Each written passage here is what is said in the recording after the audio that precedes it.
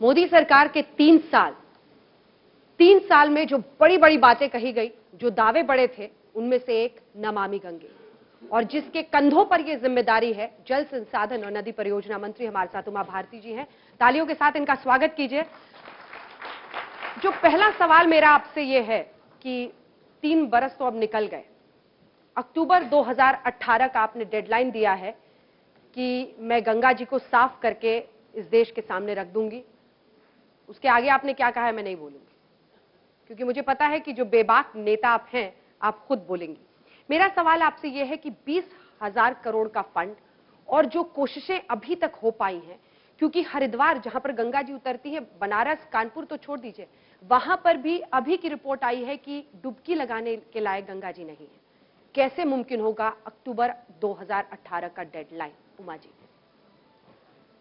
सबसे पहले तो मैं बता दूं कि चुनाव में 2014 के चुनाव में गंगा इशू नहीं थी, क्योंकि मैं 2 बातों में आपने गौर किया हो, और भगवान की दया से गंगा उस बात से बच गई। ब्यूरोक्रेट रिटायरमेंट के बाद किताब लिखते हैं कि ऐसा होना चाहिए था, और नेता चुनाव से पहले वायदे करते हैं, और मैं कहती हूं कि दोनों बातें गलत हैं। आप फिर कमिटेड रहिए। अगर ब्यूरोक्रेट चुनाव के क्या बोलते हैं रिटायरमेंट के बाद लिख रहा है कि ऐसा होना चाहिए था, तो आपने उस समय रिजाइन क्यों नहीं किया था या प्रतिरोध क्यों नहीं किया था? इसी तरह से नेता जो चुनाव से पहले वायदे कर रहा है, सोच के करे और पूरा करे। गंगा 2014 के लोकसभा चुनाव में बिल्कुल इशू नहीं थी। हाँ, हमने इलेक्शन मैनिफेस्टो में उसको डाला था। गंगा इशू बन गई जब प्रधानमंत्री जी बनारस से चुनाव लड़ने गए और उनके मुंह से निकला कि मुझे तो माँ गंगा ने बुलाया है, और बड़े स्वाभाविक भाव से निकला। उसके बाद प्रधानमंत्री जी ने इसको बहुत गंभीरता से लिया, और मेरे पास में इसका नोटिफिकेशन अक्टूबर 2014 में हुआ। गंगा पर्यावरण मंत्रालय में थी, गैप 1 से लेके और गैप 2, फिर NGRBA, फिर उसके बाद में NMCG, national mission for clean Ganga, और अंत में नमामि गंगे के नाम से वो हमारे यहाँ पे शिफ्ट हो गई। उसके बाद हमने पूरी प्लानिंग शुरू की। अभी आपने इतने सही समय पे मेरे से सवाल कर लिया। 3 दिन पहले प्रधानमंत्री जी ने हमारा प्रेजेंटेशन देखा है, क्योंकि वो 3 साल के जो उनके महत्वपूर्ण कार्यक्रम हैं, जिनसे उनके जज्बात जुड़े हुए हैं, उसमें से गंगा भी है। उन्होंने बहुत संतोष व्यक्त किया है, और उन्होंने कहा है कि इतनी अच्छी प्लानिंग कर रखी है, लोगों को क्यों नहीं मालूम है ये बात। तो मैं उसमें संयोग से थी नहीं, हमारे अधिकारी थे, अनिल दवे जी की अंत्येष्टि में मैं गई हुई थी। तो हमारे अधिकारियों ने कहा कि हम बहुत पब्लिसिटी नहीं करना चाहते हैं, हमारा काम पब्लिसिटी करे, हम ये चाहते हैं। आपने मुझसे जो प्रश्न किया है, मैं बिल्कुल टाइम लाइन पर चल रही हूँ। मैंने कहा था 2016 में हम निर्मलता के फेज 1 को लॉन्च कर देंगे अक्टूबर में। मैंने जुलाई में ही लॉन्च कर दिया। वो 2018 अक्टूबर में हम उसके रिजल्ट दिखा देंगे निर्मलता के, और अविरलता के जो रिजल्ट हैं उसको दिखाने में हमें 4 से 7 साल भी लग सकते हैं, क्योंकि गंगा नहरों का पानी नए प्रकार की टेक्नोलॉजी इरिगेशन की ला करके उनका कम करना, उसमें जो किसानों को कॉन्फिडेंस में लेना, उसमें समय लगेगा। तो अविरलता में मैंने कहा था 7 साल लगेंगे, और निर्मलता हम 2018 अक्टूबर में दिखा देंगे। मैं उस टाइमलाइन को मीट करूंगी। पर उमा जी, अभी ही NGT ने बोला है कि पूरी गंगा का एक बूंद भी साफ नहीं हुआ है, और जो 20,000 करोड़ का फंड है उसमें 18% भी अभी तक यूज नहीं हुआ। नहीं, NGT ने बिल्कुल सही बोला है, क्योंकि हमने अभी लॉन्चिंग की है। उसके रिजल्ट आने में तो 2018 अक्टूबर आएगा ना। 2018 अक्टूबर के बाद जो NGT बोलेगा उसको मैं मानूंगी। अब आई बात फंड की, तो मैं तो गंगा के फंड की चवन्नी भी खर्च नहीं करूंगी अगर मेरे को लगेगा कि फालतू में खर्च नहीं करना, जब तक कि मुझे लगेगा कि नहीं मुझे खर्च करना है। क्योंकि ये जो 20,000 करोड़ की फंडिंग है, इसकी क्वालिटी ये है कि ये नॉन लैप्सेबल सेंटर सेक्टर्ड फंड है, यानी ये फंड लैप्स नहीं होगा। 20,000 करोड़ बने ही रहेंगे जब तक कि मैं उसको खत्म नहीं कर दूंगी, लेकिन मैं एक चवन्नी भी गलत जगह पर खर्च नहीं करूंगी। जैसे मैं अभी झारखंड गई, मुझे 2-4 चीजों में कमी लगी, मैंने तुरंत फंड के रिलीज रोक दिए हैं कि नहीं हो सकता रिलीज, 1 पैसा खर्च नहीं कर सकती। इसलिए मैं किसी भी दबाव में नहीं आने वाली, पर मैं पैसे को जरूर बचाऊंगी। गंगा का पैसा गंगा में ही लगेगा, भ्रष्टाचार की भेंट नहीं चढ़ सकता। पर उमा भारती जी, आप मानती रही हैं अक्सर, क्योंकि मेरी भी काफी बातचीत होती थी कि जिस मोटिव से आपने मिशन शुरू किया था गंगा की सफाई का, वो पूरा नहीं हुआ, कमियां रही हैं, उसके लिए ब्यूरोक्रेट्स जिम्मेवार हैं। आप जिस तरीके से मोदी ने आपको एक मंत्रालय बना के दिया था, स्पेशली क्रिएट किया गया था मंत्रालय पहली बार इतने सालों में, तो वो मोटिव जो लेके चली थी, क्या वजह रही, क्यों नहीं पूरी? आप भी मानती रही अक्सर, तो कहां फेलियर रहा इसका? एक जैन मुनि थे आचार्य, वो कहते थे आचार्य कुंद कुंद कि जब आप किसी की तरफ एक उंगली उठाते हो तो 3 आपकी तरफ आती हैं, इसको ध्यान रखो। इसलिए मैं ये कहूंगी कि ब्यूरोक्रेट्स को गंगा समझ में नहीं आ रही थी। मैंने ये कभी नहीं कहा कि वो होने नहीं दे रहे। फिर मैंने मोदी जी से सीखा कि जिनको समझ में भी नहीं आती उनको समझाना कैसे, क्योंकि वही तो ब्यूरोक्रेट हैं जो जिनको मोदी जी भी हैंडल कर रहे हैं, जो हमारे साथ काम कर रहे हैं। इस मामले में एक प्रकार से मोदी जी हमारे गुरु बने कि ये तो वो पाषाण के शिवलिंग हैं, जितना पानी डालेंगे उतने ठीक होते जाएंगे। तो मैं उनको बिल्कुल दोषी नहीं ठहराऊंगी। गंगा में तो जटिलता ही इतनी थी कि हम जितना हाथ डालते गए नई बातें सामने आती गई। जैसे हम सीवेज नेटवर्क खड़ा कर दें, लेकिन अगर शहर का सीवेज का पूरा प्लान उस नेटवर्क उस एसटीपी के साथ नहीं जुड़ा तो एसटीपी खड़ा रह जाएगा मॉन्यूमेंट की तरह। हमको समझ में आया। अब जो पूरा शहर का नेटवर्क है सीवेज का, उसमें कई जगह पर लीगल पिटिशंस हैं, कई जगह पर प्रॉब्लम है, उनमें अर्बन डेवलपमेंट ने ठीक से काम नहीं किया। ये बात हमको तब समझ में आई जब हम सीवेज के प्लानिंग के लिए वहां पर पहुंच गए। तो ऐसी चीजें हैं जो हम समग्रता से समझने में हमें समय लगा निश्चित रूप से। लेकिन मेरे को अब मैं किसी को दोषी नहीं ठहराऊंगी। अगर डिले होगा तो मैं सिर्फ पूरी जिम्मेवारी गंगा एक्ट की जो बात हो रही है आप ही ने छेड़ी, गंगा एक्ट क्या है? गंगा एक्ट क्या था कि मैं जब गंगा के साथ जुड़ी तो मैं मिनिस्टर नहीं थी। और मैं आपको ये कह सकती हूँ कि अगर आप मुझसे आज पूछेंगी कि मैं ज्यादा खुश कब थी, तो मैं तब थी जब मैं मिनिस्टर नहीं थी, गंगा पे काम कर रही थी। क्योंकि मैं सिर्फ एक ही चीज के लिए काम कर रही थी, एक्ट के लिए। और एक्ट ऐसा था जैसे किसी नेत्रहीन ने भगवान से वरदान मांगा था कि मैं अपने पोते को चांदी के कटोरे में खीर खाते हुए देखूं। यानी उसने एक साथ लॉन्गिविटी मांग ली, प्रॉस्पेरिटी मांग ली, वाइफ मांग ली, किड्स मांग लिए, सब मांग लिया था। एक्ट ऐसा ही था कि मैं पोते को चांदी के कटोरे में खीर खाते हुए देखूं, उस अंधे की तरह एक्ट मांग रही थी। और उस एक्ट पे मनमोहन सिंह, प्रणब मुखर्जी, नितिन गडकरी, सोनिया गांधी, मीरा कुमार, जयराम रमेश, फिर उसके बाद जयंती दी आ गई, सब लोग सहमत थे कि एक्ट पालिया। इतने में चुनाव हो गया तो मैं मंत्री ही बन गई। अब मैं उस एक्ट को, अब मुझे समझ में आया कि वो एक्ट ही तो मूल चीज थी, वही तो सारी समस्याओं का समाधान था। अंत में मैंने एक्ट की कमेटी बनाई, गिरधर मालवीय ने हमको एक्ट सबमिट कर दिया है और अब हमारे डिपार्टमेंट में एक्ट एग्जामिन हो रहा है। मुझे लगता है कि एक्ट हमें बहुत सारी चीजों में सहयोग करेगा, समाधान करेगा। उमा भारती जी, जहां आप गंगा से जुड़ी हुई हैं, वहां आप राम मंदिर से भी जुड़ी रही हैं सालों से। आप उसी आंदोलन की देन सरकार के कार्यकाल में राम मंदिर का मसला कहां से आ गया? नहीं, पर उमा भारती जी, अभी बाबरी मस्जिद का जो फैसला आया था सुप्रीम कोर्ट का, उसमें आपको साजिश का आरोपी मान करके केस चलाने के लिए बात हुई। उसमें बाकी लोग भी, अडवाणी है, जोशी, तमाम लोग हैं। तो आपने मुख्यमंत्री की कुर्सी छोड़ी थी तिरंगा यात्रा के दौरान। अब मांग उठी थी कि आपको कुर्सी छोड़ देनी चाहिए, इस्तीफा मांगा गया था क्योंकि आपके ऊपर केस चलेगा। तो आपके लिए राम मंदिर जरूरी है, कुर्सी जरूरी है? आप कैसी बातें करते हो? इसकी कोई तुलना ही नहीं हो सकती। इसकी तुलना करनी, एक तो आपके आज के एजेंडा में यह नहीं, आप सरकार का कार्यकाल डिस्कस कर रहे हो, एक। दूसरा जो आपने बात कही कि साजिश की बात, तो मैं तो खुद ही चाहती हूँ कि मुझे पता तो लगे कि साजिश क्या थी, क्योंकि मुझे ही नहीं पता तो हो सकता कोर्ट में खुल जाए तो मुझे भी पता लगे कि अच्छा साजिश भी थी, नहीं तो हमें लगता था थी ही नहीं। तीसरी बात आपने कही, आप क्या बात कर रहे हो? कांग्रेस के लोगों के कहने पर इस्तीफा दूंगी जिनने इमरजेंसी लगाई देश में एक कुर्सी बचाने के लिए। उन्होंने पार्लियामेंट में अपनी उसका मेजोरिटी का दुरुपयोग किया और पार्लियामेंट में जिस तरह से उन्होंने इमरजेंसी के लिए फिर 10,000 सिक्कों को भून डाला। वो लोग मुझसे मांगेंगे इस्तीफा, मैं क्यों दूंगी उनके कहने पे? जब मुझे लगेगा तब दूंगी।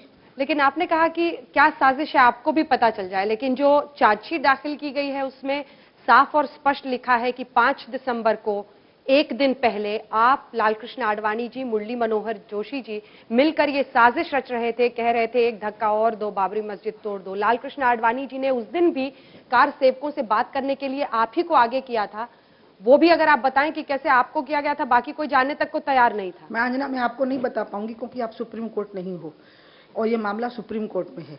तो जब मुझे सुप्रीम कोर्ट बुलाएगा तब बता पाऊंगी। राम मंदिर तो कई बातें आपने बताई ना, मैंने वही बातें बताई जो सुप्रीम कोर्ट के सब जो उसमें नहीं है। उमा भारती जी, आपने जो बात मुझसे पूछ ली है वो उसमें है जिसमें मैं बोल नहीं पाऊंगी। मैं एक ही बात बोल सकती हूँ, वो ये है कि मैंने राम मंदिर आंदोलन में भागीदारी की है। साजिश मुझे पता नहीं, पता लगेगी तो मुझे भी लगेगा कि अच्छा साजिश भी थी, मुझे उससे कोई वो नहीं है। लेकिन आज हम सरकार के कामकाज को डिस्कस करने के लिए आए हैं। 3 साल में ये मैटर कहीं नहीं है। उमा जी, राम मंदिर के लिए अगर दोबारा से आपको आंदोलन में जाना पड़े तो आप जाने को तैयार हैं? मैं अभी बिल्कुल उत्तर नहीं दूंगी क्योंकि आप फिर अपनी सीमा से बाहर जा रहे हैं। जैसे आप हमारी सीमाएं तय करते हैं, आप अपनी भी सीमा तय करिए। उमा जी, गंगा की बात करते हैं। आपने बोला आप गंगा से ऐसे जुड़ी रही। पहले आपने बहुत बार, जब आप मिनिस्टर नहीं बनी थी, आपने बहुत बार इकोलॉजिकल फ्लो के बारे में बात की थी गंगा जी के।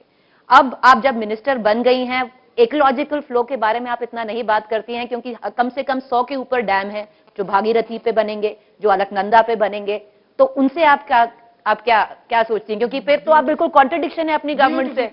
Thank you. आपने मुझे एक ऐसी अच्छी बात कहने का मौका दे दिया। पूरी दुनिया में इकोलॉजिकल फ्लो एक ऐसा नॉर्म था जो डिस्कशन में था और कोई भी एक कंक्लूजन पर नहीं आ रहा था और पूरी दुनिया में ही बड़े बांधों में नदियां खत्म कर दी गई। जब मैं मंत्री नहीं थी, मैं तभी से बात कह रही थी कि देखो कोई ऐसा रास्ता निकालो, डैम की डिजाइनिंग ऐसी करो कि उसमें नदी का अस्तित्व भी बना रहे और डैम भी बन जाए। और इस पर मैं मंत्री बनने से पहले भी आईआईटी में रुड़की आप में, धरने पे बैठी हैं इकोलॉजिकल फ्लो के लिए? हाँ, कानपुर में हम नहीं, धरने पे इकोलॉजिकल फ्लो के लिए कभी नहीं बैठी हूँ, क्योंकि इसके लिए धरने पे बैठने की जरूरत नहीं है। उसको ना एक जो एक्सपर्ट होते हैं उनका व्यू आना जरूरी है। फिर मैंने मंत्री बनने के बाद कमेटी बनाई, पर्यावरण मंत्रालय, हमारे मंत्रालय और सीपीसीबी के लोग उसके सदस्य रहे। उन्होंने इकोलॉजिकल फ्लो पर अपनी रिपोर्ट सबमिट कर दी है। मैं आज आपके माध्यम, आपने मुझे मौका दे दिया है, इसलिए थैंक यू वेरी मच।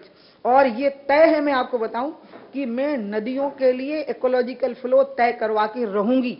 और तो ये डैम बनेंगे? इकोलॉजिकल रिवर सीजन और साइट स्पेसिफिक होगा, रिवर स्पेसिफिक होगा, साइट स्पेसिफिक होगा और सीजन स्पेसिफिक होगा। बांध बनाने की डिजाइन ऐसी भी की जा सकती है कि नदियों का वजूद बना रहे और उसमें भारत मॉडल बनेगा। कम से कम हमारी सरकार के समय आपके डिसएग्रीमेंट होते हैं नितिन गडकरी जी के साथ, जो पीएमओ के साथ? अगर डिसएग्रीमेंट नहीं होंगे तो हम इंसान नहीं हैं, फिर हम रोबोट हैं। हम अंत में कंक्लूजन पे आ जाते हैं, क्योंकि रोबोट होता है जो प्लानिंग से और टाइमिंग से चलता है कि टाइम्ड हो गया, प्लानिंग हो गई, जितना फीड हुआ उतना हुआ। हम तो इंसान हैं, हम फीड के बाहर भी सोचेंगे, हम टाइम्ड और प्लान नहीं रहेंगे। लेकिन हम एक कंक्लूजन पे आते हैं। जैसे कोर्ट में जब एफिडेविट सबमिट हुआ तो 2 एफिडेविट हो गए, एक पर्यावरण का, एक हमारा। फिर हमने तय किया कि नहीं, इकोलॉजिकल फ्लो तो मैं तय करके रहूंगी। नदी और नारी ये बनाए नहीं जाते, ये संघर्ष करते हैं अपने आप के लिए। इनकी लाइफ के फ्लो को रोकना महापाप है। इसलिए चाहे बांध बने और चाहे समाज की कोई भी डेवलपमेंट की प्रक्रिया हो, नदी और नारी के लाइफ के फ्लो को रोकना नहीं है। उमा भारती जी, आप कहा करती थी कि आपको पहले यूपी गवर्नमेंट ने आपको सहयोग नहीं किया। अब तो यूपी में भी आपकी सरकार है, उत्तराखंड में भी आपकी सरकार है, तो अब आपको लगता है जो अड़चनें पहले आती थी पूरी हो जाएंगी? और ममता बनर्जी क्रिएट कर रही हैं अभी इनके लिए। मैं बहुत फेयर रहूंगी इस मामले में कि मुझे उत्तराखंड की सरकार जब हमारी नहीं थी तब भी मुझे उत्तराखंड में प्रॉब्लम नहीं थी। मैं हर जगह पे सरकार, मैंने कहा ना, इस मामले में मैंने तय किया कि मैं 3 उंगलियां अपनी तरफ की ही देखूंगी। उत्तराखंड से मुझे कभी प्रॉब्लम नहीं आई। मुझे प्रॉब्लम आई उत्तर प्रदेश से। उसका कारण था कि अखिलेश की आपस में ही कुछ प्रॉब्लम थी और उसके कारण वो हमारी बात को सुन भी लेते थे। मैं 3-4 मीटिंग की और फिर वो बाद में लौट के नहीं आते थे। लौट के ममता जी के साथ संवाद मुश्किल है। अभी एक दिन जरूर तय हो गया था, मीटिंग होने वाली थी हमारी उनकी, लेकिन जो चूंकि अब वो खत्म हो गया ना कि ट्रैफिक नहीं रोकना, वो नहीं करना, तो आई मिस्ड माई ट्रेन और मैं नहीं पहुंच सकी और इसलिए पूरा बंगाल डिस्कशन से रह गया अंत में। अब अगली बैठक में 2019 की वेट कर लीजिए फिर तो। ना मैं ऐसा कुछ नहीं करूंगी। मैं बिल्कुल नहीं मानूंगी कि मैं कहूंगी और वो लोग नहीं मानेंगे। मैं ऐसा मानती हूं कि मेरे कहने में कमी रहेगी, नहीं तो सब मान जाएंगे। सबको राजी होना पड़ता है। गंगा के लिए कौन काम रोकेगा? योगी जी कोऑपरेट करेंगे आपको? योगी जी से आपको लगता है, हालांकि आपके सरकार मंत्री हैं, मुख्यमंत्री हैं? मैं ऐसा कभी नहीं मानूंगी कि योगी जी कोऑपरेट नहीं करेंगे, क्योंकि योगी जी तो गंगा की समस्या को बहुत अच्छी तरह से समझते हैं और वो रात दिन काम कर रहे हैं। तो मुझे पूरा विश्वास है कि वो कोऑपरेट ही नहीं करेंगे। मैं योगी जी को, त्रिवेंद्र जी को बोले आई हूं कि हमने 3 साल में जो प्लान किया था उस पर हमें जो रिस्पॉन्सेज चाहिए थे वो स्टेट के अभी तक मेरे को इतने मिले हैं। और उन्होंने, दोनों ने पूरी बैठक बुलाई। उनके सारे डिपार्टमेंट मौजूद थे, जो वाटर रिलेटेड थे, गंगा रिलेटेड थे, रिवर रिलेटेड थे। और मैं भी पूरा अपनी मिनिस्ट्री लेके गई दोनों जगह पे, उत्तराखंड में और उत्तर प्रदेश में। और दोनों मुख्यमंत्रियों को मैं बोल के आई हूं कि आप देख लो अभी तक क्या हुआ है, आगे फास्ट ट्रैक पे लाना। और 2018 अक्टूबर की डेडलाइन है। अभी मैं एक बात, अगर आप लोग मुझे मौका दें, अभी नितिन जी यहाँ थे, मैं सुन रही थी उनको अपने घर में बैठ के। नितिन हमारे एक प्रकार से शाइनिंग लाइट है और वो हमारे अम्ब्रेला हैं। मैं अंत में अभी नितिन के पास गई और नितिन जी को मैंने एनएमसीजी में बुलाया, national mission for clean Ganga में प्रेजेंटेशन के लिए, क्योंकि उनको भगवान ने एक चीज दी हुई है। वो पता है, किसी में कोई एक नेचुरल गिफ्ट होती है, उनको है किसी भी चीज को प्रोफेशनल अप्रोच के जरिए फट सुलझा लेना। तो मैंने उनको रिक्वेस्ट की कि हम यहाँ तक आ गए, 2018 अक्टूबर में आने के लिए हमें क्या करना। और प्रधानमंत्री के सामने प्रेजेंटेशन होने वाला है गुरुवार को। तो उन्होंने मेरे को जो रास्ते बताए हैं वो रास्ते कल मैं डिस्कस कर रही हूं। आज मुझे बहुत खुशी हो रही है, सौभाग्य से आज मुझे आपके बीच में आने का मौका मिल गया है। कल ही प्रधानमंत्री जी ने चूंकि देख लिया है अब पूरा, और कल मेरा डिपार्टमेंट बैठ के डिस्कशन कर रहा है कि 2018 अक्टूबर की डेडलाइन मीट करनी ही है, उत्तर प्रदेश को, उत्तराखंड को, बंगाल को, बिहार को, झारखंड को और हमको। आपने कहा कि प्रधानमंत्री के सामने प्रेजेंटेशन करना है, और जब प्रधानमंत्री के साथ बैठक, जो अभी बैठक आपकी हुई, उसमें आप लोगों ने जो बताया, तो पीएम ने कहा ये लोगों को क्यों नहीं बता रहे हो? ये एक मोदी युग में कहते हैं पैकेजिंग की अलग दुनिया है, और हमने जो उमा भारती की राजनीतिक जिंदगी को देखा है, बेबाक अंदाज, जो मन में आया, जहां पर आया बोला, निकली। वो उमा भारती क्या स्ट्रगल करना पड़ रहा है, संघर्ष करना पड़ता है इस तरह की राजनीति को, जिसे प्रेजेंट करना भी उतना ही महत्वपूर्ण हो गया है, पैकेज करना भी उतना ही महत्वपूर्ण हो गया है? Thank you. इसमें क्या हुआ कि मैंने मोदी जी को बहुत ध्यान से देखा, क्योंकि मैं मोदी जी को कम जानती थी, क्योंकि वो उनका कार्यक्षेत्र जहां था और हमारा कार्यक्षेत्र जहां था, तो कार्यक्षेत्र की दृष्टि से उनको कम जानती थी मैं। क्योंकि जब वो मुख्यमंत्री बने तो मैं भी मुख्यमंत्री बन गई 1 साल के बाद, फिर मैं पार्टी से बाहर हो गई, तो हमारा इंटरेक्शन, और सीधे उन्होंने मुझे मंत्री बनाया। मुझे पार्टी में लाने में भी उनकी भूमिका रही कि उमा को वापस लाओ। मैंने उनको ध्यान से देखा कि वो सारी कठिनाइयों को कैसे पार करते हैं, हार नहीं मानते हैं वो, और वो किसी से भी काम ले सकते हैं। मतलब वो हमको पहले मेरे को लगा ऐसा कि मैं ब्लेम कर दूं कि ब्यूरोक्रेसी के मारे नहीं हो पा रहा है। मैंने धीरे धीरे देखा कि वो कैसे पैकेजिंग कर रहे हैं। जैसे टाइमलाइन की बात है, मैं केन बेतवा का यहाँ जिक्र करूंगी, गंगा से थोड़ा अलग होगी। केन बेतवा में टाइमलाइन हमें मीट करना कि पर्यावरण को भी हमारी हेल्प करना है इसमें कि हमारी टाइमलाइन मीट हो। फिर क्योंकि मान लो उन्होंने क्लियरेंस के लिए कोई बैठक बुलानी है, तो मेरी टाइमलाइन क्या है, उनकी टाइमलाइन है ही नहीं। ये चीज मैंने देखा, जो उन्होंने पैकेजिंग कर दी, जो 8 ग्रुप बना दिए, और इसलिए मैंने उनसे सीख सीख के मैं बदल गई, बिल्कुल उनको देख देख के बदल गई। मतलब जब वो प्रधानमंत्री हो गए उसके बाद के जो मुझ में बदलाव हैं, वो बदलाव के लिए मुझे स्ट्रगल नहीं करना पड़ा है, वो ग्रोथ है जो उनको देख देख करके हुई है। इसी से जुड़ा एक सवाल है उमा भारती जी, आप एक समय में कहा जाता था फायर ब्रांड उमा भारती है, और आज पूरी चेंज है। ये असली उमा भारती खो गई है या असली अब है? अभी तो वाटर ब्रांड हूँ क्योंकि सिंचाई मंत्री हूँ, गंगा मंत्री हूँ, लेकिन जब जरूरत पड़ेगी तो फायर ब्रांड भी हो जाऊंगी, क्योंकि ये तो काम के हिसाब से है। हम तो कमिटेड लोग हैं, हमारा अपना कोई ब्रांड नहीं होता, हमें बिकना थोड़ा ना मार्केट में, हमारा तो स्वभाव ही हमारा ब्रांड होता है। हमारे स्वभाव का आप हमारा ब्रांड बता देते हैं। उमा जी, आपने पूरा प्लान बताया गंगा का, पर सरस्वती कहाँ रह गई हैं? क्योंकि अभी जो सुनने में आया है, जो कांग्रेस भी बोल रही है हरियाणा में, कि यहाँ वहां से पानी लेकर सरस्वती के चैनल में डाला गया है। सरस्वती अगर थी भी बहुत पहले, वो चली गई, स्वर्गवास हो गया उनका, अभी आप एक डेड रिवर को रिसरेक्ट कर रहे हैं। थैंक यू प्रीति, आपने फिर मुझे एक महत्वपूर्ण सवाल पूछ के एक अच्छी बात बताने का मौका मुझे दे दिया। मैं कांग्रेस के लोगों को कहूंगी कि थोड़ा पढ़ा करें। राहुल नहीं पढ़ते तो बाकी के लोग तो पढ़ें। हमने सरस्वती की डिस्कवरी की पूरी रिपोर्ट पब्लिक डोमेन में डाल दी है जी, और जिन्होंने उसकी खोज की है उसको कोई चैलेंज नहीं कर सकता। यह है कि उसका नाम सरस्वती है कि नहीं, ये हम नहीं कर सकते, नेमिंग सेरेमनी हम नहीं करेंगे, लेकिन हमें एक नदी मिल गई है जो उसी रूट पर है जिस पे की सरस्वती होती पर थी। उमा जी, वो नदी कहाँ है? कोई ये डिस्प्यूट नहीं करा, चलिए सरस्वती थी, वो नीचे है और पानी नहीं है, सूख चुकी है वो जी, लेकिन उसका मार्ग मिल गया है। पलेयू चैनल मिल गया है आपको? हाँ, हाँ जी, पूरा मिल गया है और हमने पब्लिक डोमेन में डाल दिया है। पर उसमें पानी कैसे आएगा Uma ji? Thank you again, क्योंकि वो जहां से निकल रही है वो सब सूखे इलाके हैं जी, इसलिए अब हमारी एक कमेटी बन गई है जिसमें पर्यावरण मंत्रालय है, रूरल डेवलपमेंट और हम हैं। तो कम खर्चे में ऐसे पेलियो चैनल्स हम और भी ढूंढ लिए हैं। बुंदेलखंड में भी 2-3 ऐसे मिल गए, मराठवाड़ा में भी ऐसे मिल गए हैं। सबसे बड़ा ये चैनल मिला है। इसमें मनरेगा से, पर्यावरण से, उनके पास एक फॉरेस्ट्री का एक पूरा अलग विंग है। उनके पेड़ जो वहां के लिए जरूरी है पानी को नीचे ले जाने के लिए, जमीन में ले जाने के लिए, मनरेगा से, ताकि खर्चा और प्लानिंग हमारी, हम मिलकर के प्लान कर रहे हैं। और ना सिर्फ इस नदी तो को, ये आप इकोलॉजिकल रीजंस के लिए कर रहे हैं, आरएसएस एजेंडा नहीं है? आरएसएस का एजेंडा इकोलॉजिकल ही है, वो पर्यावरण के लिए कमिटेड लोग हैं। हम आप बिल्कुल पक्का है उनका, ये उन्हीं का काम है, नदियां बचाना, डेवलपमेंट करना, ये स्टार्टअप, स्टैंड अप सब उन्हीं का है। सारा आरएसएस का ही है। मोदी जी स्वयं आरएसएस के प्रचारक है, आप लोग भूल जाते हो। माँ जी, आप बेबाकी से हर मुद्दे पे बात रखती हैं। जब भी कोई देश से जुड़ा मुद्दा रहता है, चाहे वो राजनीति हो, आपका मंत्रालय पे तो बोलती हैं, तो कुछ पॉलिटिकल सवाल भी पूछना चाहते हैं आपसे उमा जी। जब से यूपी में योगी जी आए हैं, तो योगी मोदी और योगी 2 नाम की चर्चा होती है, और मोदी से तुलना भी होने लगी थी योगी जी की, कि योगी उसी रफ्तार में आगे बढ़ रहे हैं जैसे मोदी बढ़ रहे हैं। उन्होंने लॉ एंड ऑर्डर की बात की, विकास की बात की, लेकिन पिछले दिनों से काफी इंसिडेंट हुए कानून व्यवस्था को लेकर। मथुरा का इंसिडेंट रिसेंटली हुआ है। तो आपको लगता है वो जो बोलते थे वो अमल में लाना बहुत मुश्किल है यूपी के अंदर? नहीं है। क्या है कि देखिए, घटनाएं होना और घटनाओं पर कार्रवाई करना, कार्रवाई से गवर्नेंस समझ में आती है। घटनाएं कई बार इतनी अनएक्सपेक्टेड होती हैं कि उसके लिए गवर्नमेंट की कमी से हो गई, ऐसा नहीं होता। लेकिन अगर आपने घटनाओं पर तुरंत कार्रवाई कर दी तो फिर रिपीटेशन बंद हो जाता है। इसलिए आप देखिए, मैं मानती हूं कि निर्भया के केस में जजमेंट में टाइम लगा है, नहीं लगना चाहिए था। बहुत जल्दी जजमेंट आ गया होता तो लोग छेड़खानी से डरते।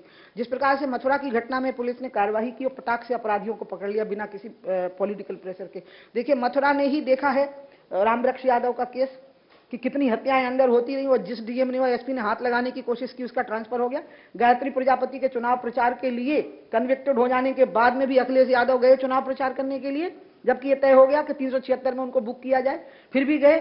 मोदी ने, योगी जी ने कार्यवाही तुरंत हो, फास्ट ट्रैक में हो, ये जो डिसीजन ले लिया है इसके परिणाम आएंगे अंत में। कार्यवाही तुरंत करना सरकार। मैं राजस्थान का याद दिलाऊंगी, एक विदेशी महिला के साथ दुराचार की घटना हुई, 40 दिन में उसको फांसी की सजा हो गई थी।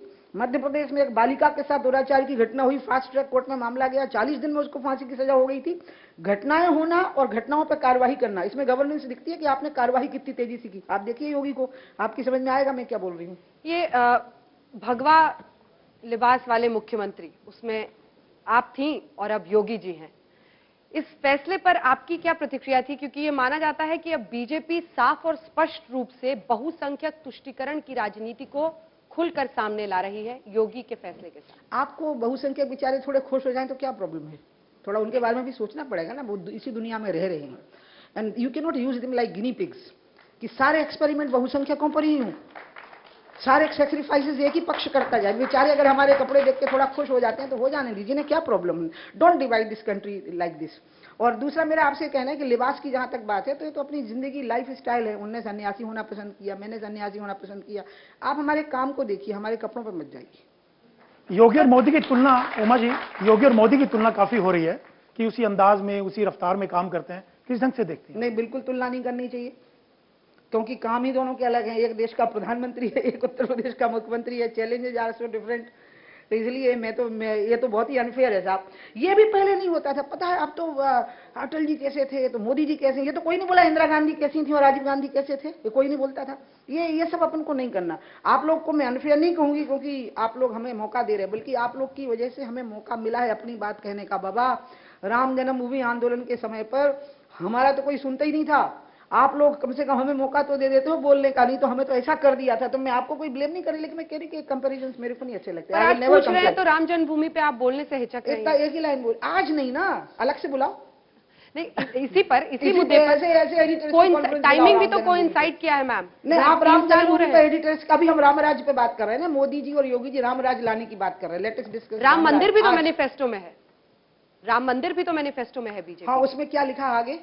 उसमें लिखा है कि कोर्ट के होगा फैसले, या कोर्ट के फैसले से होगा। पर आपने तो बोला है कि आप मर जाएंगी पर राम मंदिर बनेगा। नहीं, मैंने ऐसा, जिस तरह से आपने कहा, मैंने ऐसे नहीं कहा। मैंने कहा मैं राम मंदिर के लिए जान भी दे सकती हूं। ये भी कहा कि कुर्सी आपने वैसे नहीं कहा। आपने ये भी कहा था कुर्सी मेरे लिए जरूरी नहीं है, राम मंदिर जरूरी है, ये भी बोला था। नहीं, आप जैसे सवाल करते हो ना आप लोग, उसमें फिर आप कोशिश करते हो कि हमसे कोई स्लिप हो जाए। आज नहीं होने वाली। उमा जी, आपका ये जो गौ रक्षक विजिलेंटे ग्रुप कहा है कि एक सेकंड, वो चूंकि राम मंदिर से जुड़ा, आपने कहा कि आप अयोध्या ले जाना पड़ेगा अंजना को मुझे। जो भी है खुल्लम खुल्ला है। हाँ। साजिश की बात मुझे इसलिए समझ नहीं आती है क्योंकि हमने जो भी किया सबके सामने किया। वो हो गया ना, मैं बोल चुकी हूँ, आपने उसको रिपीट भी किया। मैं चाहती हूँ कि हम सरकार के एजेंट, और कोई मैं इससे स्केप नहीं कर रही हूँ। मैं इस मौके को गंवाना नहीं चाहती हूँ। हम सरकार की अचीवमेंट पर बात कर रहे हैं, इसलिए मैं बार बार उस पर लौट रही हूँ। उमा जी, जैसे आप लीडर हैं तो ये आवश्यक है आप इस पे भी बोलें, जो गौ रक्षक विजिलेंटे ग्रुप की तरह हो गए हैं आजकल। क्या आपकी प्रतिक्रिया? उन पर कार्रवाई होनी चाहिए जो फालतू के मतलब फसाद करते हैं गौ रक्षा के नाम पे। और आपने मुझे, Preeti is really giving beautiful chances. Thank you very much.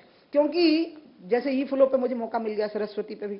मैं गाय के बारे में आपको कहूँ, इस देश में जो गाय बचेगी ना, वो गौशालाओं से नहीं बचेगी। कोई बुरा ना माने जो गौशालाएं चलाते हैं, क्योंकि बूढ़ी अपाहिज गायों के लिए गौशाला ठीक है, लेकिन गाय को नस्ल के तौर पे, गौ के तौर पे बचाने के लिए गौचरों को खाली करवाना पड़ेगा, जो जंगलों में जिन पे कब्जे हो गए हैं। दूसरे लोगों की जो बसाहट हो गई है, उसमें पीछे गाय बांधने के लिए बाड़ा नहीं बचा है, जिस तरह की बसाहट हो गई है। इसलिए हमें व्यवस्था ये करनी पड़ेगी कि गौचर हों जहां पर कि दिन भर गाय, क्योंकि दिन भर गाय को बांध के कौन रखेगा, कौन देखभाल करेगा। दूसरा, ये व्यवस्था भी हो जावे कि गाय एक उपयोगी पशु साबित हो हर प्रकार से, तो किसान स्वयं उसको पालेगा, फिर वो बेचेगा नहीं कसाई को, वो पालेगा, उसको मारेगा, मरवाना नहीं चाहेगा। इस दृष्टि से बहुत सारे चेंजेस, जब मैं चीफ मिनिस्टर थी तो आप भी बोलती हैं गौ को राष्ट्रीय एनिमल होना चाहिए? वो तो है ही। लोग गौ को, जिसको माता कहते हो लोग, वो एनिमल कहाँ बचा।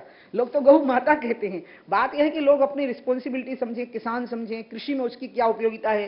जैसे सुभाष पालेकर एक 0 बजट कृषि बता रहे हैं, उसमें वो गाय के गोबर का ही महत्व बता रहे हैं। बाबा रामदेव हैं, वो गाय के घी का और दूध का महत्व बता रहे हैं। इस दृष्टि से जब हम गाय पर बढ़ेंगे, उसको हम अगर हम हिंदू एजेंडा से बढ़ाएंगे तो दिक्कत खड़ी पर कर देखा तो वैसा ही जा रहा है। उमा जी, आप अग्री करती हैं? आजकल वैसा ही देखा जा रहा है। ना, इसको ऐसे हर नहीं कोई, प्रेजेंट करना जो है। मेवात में भी इंसिडेंट हुआ, मैं आपसे बिल्कुल सहमत हूं, इसको ऐसे हमें नहीं प्रेजेंट करना है। पॉलिटिशियंस को भी, मीडिया को भी, समाज सेवियों को भी, गौ रक्षकों को भी। ये हिंदू मुस्लिम एजेंडा नहीं है। आज गौ रक्षक कौन है आपके हिसाब से? वो गौ रक्षक हैं जो जन्म से मरण तक गाय उपयोगी है इसको प्रमाणित करते हैं अपनी कार्य प्रणाली से। वो असली गौ रक्षक है। जैसे बाबा रामदेव तो के आज जो का काम गौ हो रहा है। रक्षक कौन है आपको लगता है? वो अरे वही बहुत सारे लोग, मैं किसके नाम लूं? मैंने नाम ले रही है 2। खेती में गौ का उपयोग, सुभाष पालेकर का मैं नाम ले रही हूँ, जो 0 बजट खेती उन्होंने बताई है, वो गौमूत्र और गाय के गोबर से खेती है। दूसरा नाम मैं बाबा रामदेव का ले रही हूँ, जिन्होंने किया। तीसरा जो गायत्री परिवार वाले हैं, जो ऑर्गेनिक फार्मिंग की बात कर रहे हैं, केंचुए वाले नहीं, जो गाय के गोबर और गौमूत्र से जो खेती होती है। ये है असली गौ रक्षा, कि हम गाय को एक उपयोगी पशु बतावें, उसको हम राष्ट्रीय पशु भी घोषित कर देंगे, तब भी वो नहीं बचेगी। बचेगी तब जब हम सिस्टम में उसको प्रोटेक्ट करने की इकोनॉमिक प्रणाली निकालेंगे। उमा भारती जी, एक सवाल है। आपने कहा कि सरकार के कामकाज पे बात करनी है। मोदी के साथ काम करके, आपने अटल जी के साथ भी काम किया, उनकी सरकार में मंत्री थी, कितना टफ या कितना आसान है आपको लगता है? कितना प्रेशर रहता है इनके साथ काम करने में? टास्क मास्टर हैं मोदी। अच्छा लगता है मुझे ये प्रेशर। काम करना पड़ता है, अपनी पूरी विजडम को कलेक्ट करना पड़ता है, क्योंकि वो बता रहे हैं रात दिन जगो, जनता के लिए सतर्क चौकीदारी करो। ये मंत्री, अब लगता है कि हम मंत्री नहीं, हम, और मैं इस प्रकार की कार्य संस्कृति की आदी हूँ, मुझे कोई दिक्कत नहीं है। बस नई चीज मैंने ये सीखी है, क्योंकि जब मैं मुख्यमंत्री बनी तो समय कम मिल पाया था, तो ब्यूरोक्रेसी के साथ हार्ड काम कैसे करवा लेना, मतलब उनसे निकलवा कैसे लेना, उनसे काम कैसे करवा लेना, आखिर बैठे तो वही है सिस्टम में। ये अब मैं नया सीख रही हूँ उनसे। बाकी तो मुझे बहुत अच्छा लग रहा है उनके साथ में। टफ भी है उनके साथ काम करना, मुझे अच्छा लग रहा है। और I'm Atal ji, enjoying it। अगर आपको एक स्लोगन कॉइन करना हो, अभी तक तो अच्छे दिन है, क्या करना हो? स्लोगन, आपकी स्लोगन। गवर्नमेंट का स्लोगन कॉइन करना हो, क्या कहेंगे आप? अरे बाप रे, मेरे को तो स्लोगन वगैरह का आता नहीं। मैं आप तो अभी फायर ब्रांड ना, है। अच्छे दिन आएंगे। तो 2019 में क्या होगा? ABCD ऑप्शन दे आ गए, आने वाले हैं, जुमला था, नोटा, या अक्टूबर 2018 में बताएंगे? मैं उसमें कहूंगी कि बात निकली है तो दूर तलक जाएगी। यही मेरा स्लोगन होगा कि जब बात निकल ही पड़ी है तो अब ये दूर तलक जाएगी। हम गरीबी भी मिटा के रहेंगे, हम गंगा भी साफ करके रहेंगे, हम बांधों को भी बना के रहेंगे, हम नदियों को भी बचा के रहेंगे। बात निकली है तो दूर तलक जाएगी। धन्यवाद, थैंक यू।